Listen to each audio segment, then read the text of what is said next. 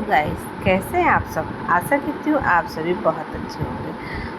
संगीत। Hello guys, कैसे हैं आप सब। आशा करती हूँ आप सभी बहुत ही अच्छे होंगे। आप सभी का स्वागत है जायका क्यून चैनल पर। आज हम आपको एक बहुत ही प्यारी, बहुत ही अच्छी कहानी सुनाने जा रही हूँ जो हमारे दिल को छू लेने वाली है। दोस्तों, किसी ने बहुत ही कमाल की बात कही है कि ज़िंदगी को शांति से जीने के दो तरीके हैं। पहला तरीका, भूल जाओ उन्हें जिन्हें आप माफ़ नहीं कर सकते हैं, और दूसरा, माफ़ कर दो उन्हें जिन्हें आप भूल नहीं सकते हैं। तो आइए, मैं हूँ पूनम, आज की ये कहानी शुरू करती हूँ। बहनों, कहानी आपके लिए भी है। ये कहानी एक ऐसे व्यक्ति की है जो ऑफिस में जॉब किया करता था और ऑफिस के वर्क प्रेशर से वह बहुत ज़्यादा परेशान रहता था। फ्रस्ट्रेट रहता था कि इतना सारा काम है, बॉस की डांट सुनने को मिलती है। वो यही वही जो गुस्सा था ऑफिस का, वह घर पर आकर बच्चों के ऊपर निकलता था। तो बहनों, बीवी पर निकलता था, घर में झगड़ा करता था, मार पिटाई करता था, और उसे लगता रहता था कि उसकी लाइफ का होना ना होना बराबर है। जब कभी दोस्त कॉल करते थे, कॉल काट कर देता था। रिश्तेदारों को आते थे तो गुस्सा करने लगता था। तो एक दिन क्या होता है, ये बंदा अपने घर में ऐसे ही बैठा हुआ था। इसका बच्चा इसके पास आया और आकर के बोला कि पापा जी, मेरी भी हेल्प कर दीजिए, मुझे होमवर्क करना है। और इतने तो इसने अपने बच्चों को डांट दिया और डांट करके भगा दिया कि जाओ यहाँ से, हमारे पास टाइम नहीं है, मैं होमवर्क करने के लिए ही बैठा हूँ। ये क्या क्या यहाँ पर। थोड़ी देर के बाद जब जब उसका गुस्सा ठंडा होता है तो उसको लगता है कि यार, जाकर के तो एक बार बच्चे की मदद करनी ही चाहिए, उसकी हेल्प करनी चाहिए, उसका होमवर्क कराना चाहिए। तो ये उस बच्चे कमरे में पहुंचा तो जाकर देखता है कि उसका जो बच्चा है वो सो चुका है। बच्चे ने होमवर्क की जो कॉपी अपने सर पर ऐसे रखी हुई थी, होमवर्क करते करते वो सो गया था। तो बहनों, इतने में क्या होता है, वो व्यक्ति इतने में कॉपी उठाई और उसको लगता है कि इस कॉपी को नीचे रख देते हैं ताकि बच्चा आराम से सो सके।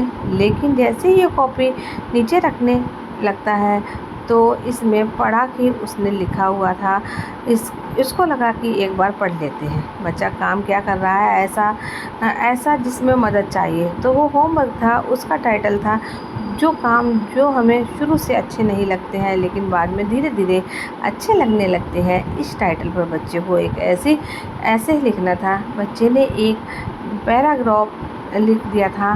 तो इस बंदे ने पढ़ना शुरू किया। बच्चे ने सबसे पहले लिखा था कि थैंक यू सो मच उन फाइनल एग्ज़ाम का जो शुरू में हमें अच्छे नहीं लगते हैं लेकिन उसकी वजह से बाद में समर वेकेशन आती है। थैंक यू सो मच उन बेशब्द कड़वी लगने वाली दवाइयों का जो शुरू में बिल्कुल ही अच्छी नहीं लगती हैं लेकिन बाद में उनकी वजह से हम बिल्कुल ठीक हो जाते हैं, स्वस्थ हो जाते हैं। उस बच्चे ने आगे लिखा था कि थैंक यू सो मच उस अलार्म क्लॉक का जो सुबह सुबह हमें जगा देती है। हमें अच्छा तो नहीं लगता है लेकिन उसकी वजह से जो हम जाग जाते हैं तो हमें मालूम चलता है कि हम जिंदा हैं। थैंक यू सो मच ऊपर वाले का, गॉड का। वही बच्चे ने थैंक यू यूँ कहा कि आपकी वजह से मेरे पापा मम्मी मेरी ज़िंदगी में आए हैं। मेरे पापा जो शुरू से ही मुझे डांटते हैं, मुझे बहुत अच्छा नहीं लगता है लेकिन बाद में मुझे घुमाने के लिए भी ले जाते हैं, अच्छा अच्छा खाना खिलाते हैं, अच्छे अच्छे खिलौने दिलाते हैं, अच्छी अच्छी बातें करते हैं। तो ऊपर वाला आपका धन्यवाद कि आपने पापा को मेरी लाइफ में भेजा है, क्योंकि मेरे दोस्त के तो पापा है ही नहीं है। ये जो आखिरी की लाइन थी, इस लाइन ने उस बंदे को झकझोर दिया, अंदर तक हिला करके रख दिया। ये नींद में जाग गया और इसको लगा कि इसकी लाइफ में क्या कुछ है जो होते हुए भी वो मिस कर रहा है।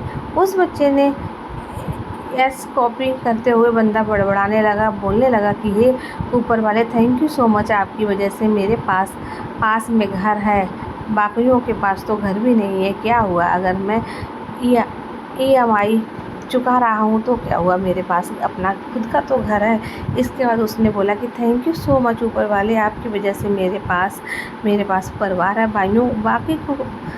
बाकी लोगों के पास परिवार भी नहीं होता है, वो दुनिया में अकेले होते हैं। इस बंदे ने बोला कि थैंक यू सो मच ऊपर वाले, आपकी वजह से मेरे पास में ऑफिस है, वर्क है, वर्क वर्क प्रेशर है। क्या हुआ?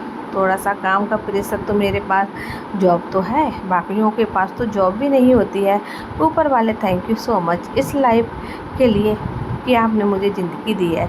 छोटी सी कहानी बहुत बड़ा पॉजिटिविटी का मंत्र देती है।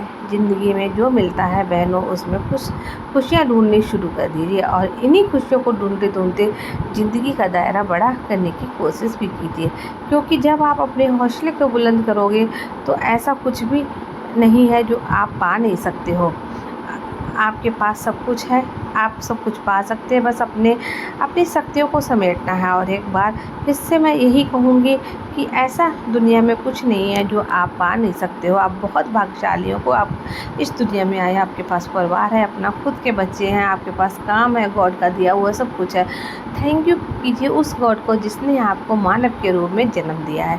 अगर आज की आपको ये कहानी थोड़ी सी भी अच्छी लगी हो तो इस कहानी को आगे ज़रूर शेयर कीजिएगा और हमारे चैनल को सब्सक्राइब कीजिएगा। मिलते हैं आपसे कल की कहानी में, तब तक के लिए राधे राधे, जय श्री कृष्ण।